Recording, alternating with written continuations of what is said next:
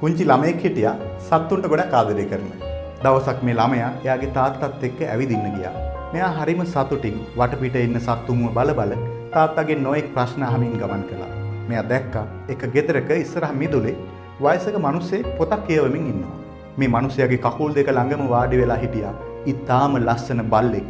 බොහොම හොඳට කාලා බීලා සැපට හැදුන හොඳ වර්ගයක බල්ලෙක්. නමුත් මේ බල්ලා හිටියේ බොහොම අමාරුවෙන් කෙන්දිරි ගාමින්. මොකක් හරි ලොකු අසනීපයකින් ලොකු වේදනාවකින් ඉන්න බවක් තමයි පෙනුනේ. නමුත් මේ වයසක මිනිහයා කිසි ගාණක් නැතුව පොත බලනවා. මේ ළමයාට බල්ලා ගැන බොහොම දුක හිතුණා. අංකල්, ওই බල්ලට මොකද වෙලා තියෙන්නේ? ඌ ලොකු වේදනාවකින් කෙන්දිරි ගානවා. ඔයාට ඇහෙන්නේ නැද්ද? වයසක මිනිහයා කිසි කලබලයක් නැතුව කිව්වා, ගණන් ගන්න එපා.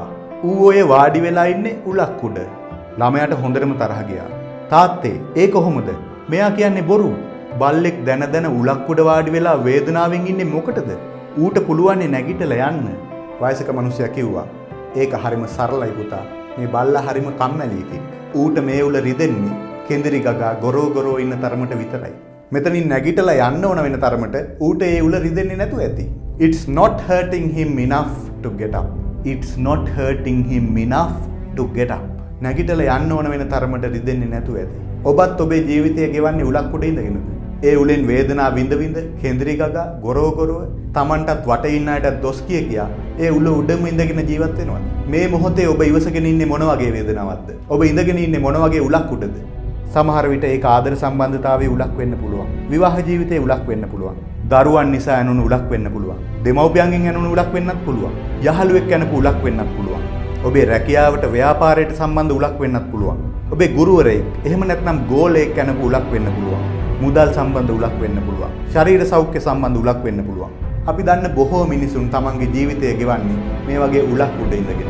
ඊටාම වේදනාවෙන්. සමහර විට මුළු ජීවිත කාලෙම. ඇයි ඔබට නැගිටින්න බැරි? ඇයි ඔබ නැගිටින්නේ නැත්තේ?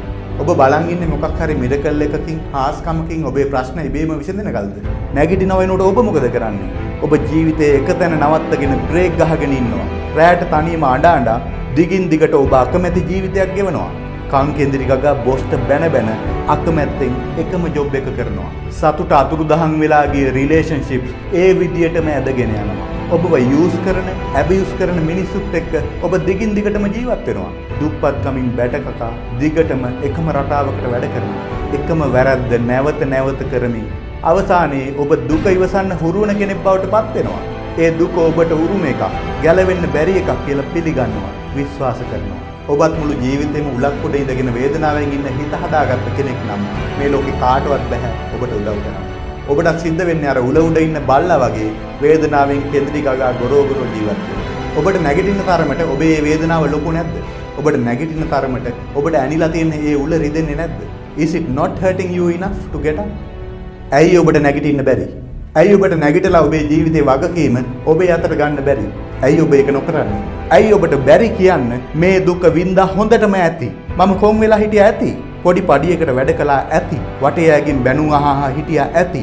ජීවිතේ එකතැන පල් වෙමින් හිටියා ඇති. හැමෝටම බය වෙලා හිටියා ඇති. නොවැදගත් නොවැටෙනා කෙනෙක් වෙලා හිටියා ඇති. හැමෝගෙම පදයට නැටුවා ඇති. හැඟීම් වලට වහල් වෙලා ජීවත් වුණා ඇති.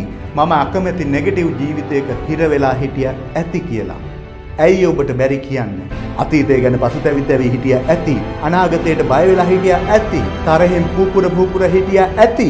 ඊර්ෂ්‍යා කළා ඇති. රාගයෙන් මත් වෙලා ජීවිතේ විනාශ කරගත්තා ඇති. මොනවා කළත් කෙලෙහි ගුණයක් නැති ආත්මාර්ථකාමී මිනිස්සු වෙනුවෙන් කැප වුණා ඇති. එකට ඉඳලා පිටට පිහින් අනින මිතුරන් විශ්වාස කළා ඇති. සමාජයට ඕන විදියට ජීවත් වුණා ඇති. හැමදෙනාම සතුටු කරන්න මැරුණා ඇති.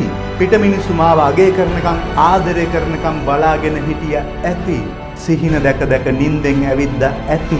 මාවම රවට්ටගෙන අසියෙන් හිටියා ඇති. මගේ ජීවිතේ කඩාකප්පල් කරගෙන මාවම විනාශ කරගත්තා ඇති. මම මටම දඬුවම් දී ගත්තා ඇති. මේ දුක ඉවසුවා හොඳටම ඇති. මම නැගිටිනවා. මම දැන්ම ක්‍රියාත්මක වෙනවා. මම ඇක්ෂන් ගන්නවා. Enough is enough. I am getting up. මම මගේ ජීවිතේ වගකීම මගේ අතට ගන්නවා. මම නැගිටලා ශක්තිමත් ජීවිතයක් ගොඩනගනවා. මම මගේ ජීවිත කතාව අලුතෙන් ලියනවා. ඔබට ඇත්තටම ගැලවෙන්න අවශ්‍ය නම්, නිදහස් වෙන්න අවශ්‍ය නම්, සුවපත් වෙන්න අවශ්‍ය නම් ඒ සතුට සාර්ථකත්වයේ වෙනුවෙන් ඔබට ලොකු බඩගින්නක් තියෙනවා නම් ඔබ නැගී සිටින එක වළක්වන්න කාටවත් බැහැ. ඔබ ඒ වෙනුවෙන් දිවි පරදුවට තියලා සටන් කරනවා. බාහිරින් උදව් හොයනවා. නොදන්න දේවල් ඉගෙන ගන්නවා. ටිකින් ටික හරි දිගටම ඉදිරියට යනවා. ඔබට ඇනුනේ ඒ උල් ගලවලා දාලා ඔබේ ඉලක්කය කරා යනතුරු ඔබ නවතින්නේ නැහැ. ඔබ සෙටල් වෙන්නේ නැහැ. ඔබේ ගමන නවත්තන්න කාටවත් බැහැ. ඔබ මොන විදිහේ උලකින් පීඩා වින්දත් හොඳට මතක තියාගන්න. ඔබේ අවසරය නැතිව කිසිම කෙනෙකුට ඔබව දිගින් දිගට රිදවන්න බෑ. ඒ නිසා බාහිර පුද්ගලයන්ට ඇඟිල්ල දික් කරන එක නවත්තන්න. අතීතයට බැන බැන ඉන්න එක නවත්තන්න. තීරණය ඔබේ අතේ. ඔබට ඕනෑම වෙලාවක ඒ උල් ගලවලා දාලා යෝධයෙක් වගේ නැගී සිටින්න පුළුවන්. අඩුම තරමේ ඔබේ ඒ සටන පටන් ගන්න හරි පුළුවන්. එහෙම නැත්නම් ඒ උල කවදා හරි දවසක ඔබේ පපුවටම ඇනෙනකන් ඉවසගෙන බලන් ඉන්නත් පුළුවන්. ඔබට නැවත කවදාවත් නැගිටින්න බැරි වෙන තරමට ඔබව දුර්වල කරලා පැරලයිස් කරලා දාන්නකම් බලන් ඉන්නත් පුළුවන්. ඔබ එක තීරණයකට එනතුරු මේ ලෝකේ කාටවත් බෑ ඔබට උදව් කරන්න. තමන් සූදානම් නැති කෙනා කාගේවත් උදව්වක් ගන්න ලෑස්ති නැහැ. ෂෝට් කට්ස් නැහැ.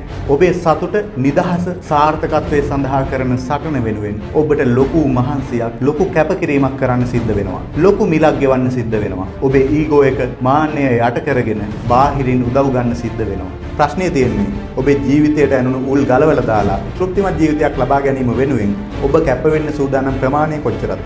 ඔබ ආශා කරන ඒ ජීවිතය නිර්මාණය කිරීම වෙනුවෙන් ඕනෑම කැපකිරීමක් කරන්න ඔබ සූදානම් දවසට ඔබේ ජීවිතයේ සැබෑම සටන පටන් ගන්නවා. ඔබට ඇනිලා තියෙන උල් එකින් එක ගලවලා දාන්න ඔබට පුළුවන් වෙනවා. ඔබට පුළුවන් වෙනවා ඔබේ අතීත වැරදි වලට ඔබටම සමාව දෙන්න. ඔබට පුළුවන් වෙනවා ඔබේ පෞරුෂය දියුණු කරගන්න. බය නැතුව සමාජයට සාර්ථකව මුහුණ දෙන්න. ඔබට පුළුවන් වෙනවා ඇබියුසිව් රිලේෂන්ෂිප්ස් වලට තිත තියන්න. ජීවිතයේ ඕනෑම අභියෝගයකට හෙඩ් ඔන් මුහුණ දෙන්න අවශ්‍ය හයිය හදාගන්න ඔබට පුළුවන් වෙනවා. අන්න එතකොට ඔබ පැහැදිලි ඉලක්කයක් අරමුණක් ඇතිව වැඩ කරන්න පටන් ගන්නවා. ඔබටත් සමාජයටත් වැඩදායි බොහොම සක්සස්ෆුල් තෘප්තිමත් ජීවිතයක් ක්‍රියේට් කරනවා. ඔබේ දරුවන්, දෙමව්පියන්, සැමියා, බිරිඳ සහ ඔබේ යහළුවන් සමග ඉතාම ශක්තිමත් සබඳතා ගොඩනගනවා. ඔබේ රැකියාව, ව්‍යාපාරය උපරිම තලයකට ගෙන යන්න කැප වී වැඩ කරනවා. ඔබේ දුර්වල චරිතය විනාශ කරලා දාලා දැවැන්ත යෝධයෙක් වගේ නැගී සිටිනවා. මේ හැම දෙයක්ම කළ හැකි දේවල්. ඉතාම සාර්ථකව කළ හැකි දේවල්. අවශ්‍ය එකම දේ ඔබ දෙපැත්තට වැනෙන්නේ නැතුව පැහැදිලි ඍජු තීරණයකට ඇවිත් ඒ වෙනුවෙන් අවංකව කැප වෙලා වැඩ කිරීම. ඒ වෙනුවෙන් ඔබේ අනිකුත් සියලුම සොච්චන් බොළඳ අවශ්‍යතා පැත්තකට විසි කරලා ජීවිතේ වැදගත්ම තීරණාත්මක ප්‍රශ්න විසඳ ගැනීමට 100%ක් කැප විය යුතුයි. මේ වැදගත් තීරණාත්මක සටනේදී ඔබ තනි වෙලා නැහැ. ඔබේ ජයග්‍රහණය වෙනුවෙන් ඕනෑම කැපකිරීමක් කරන්න ඔබ සූදානම් දවසට. ඔබේ ඊගෝ එක පැත්තකින් තියලා බාහිරින් උදව් ගන්න විවෘත වුණ දවසට ඔබට අවශ්‍ය නිවැරදි මාර්ගෝපදේශනය, දැනුම, ශක්තිය, පුහුණුව ලබා දෙන්න ලයිෆ් මැටර්ස් අපි ඔබත් එක්ක.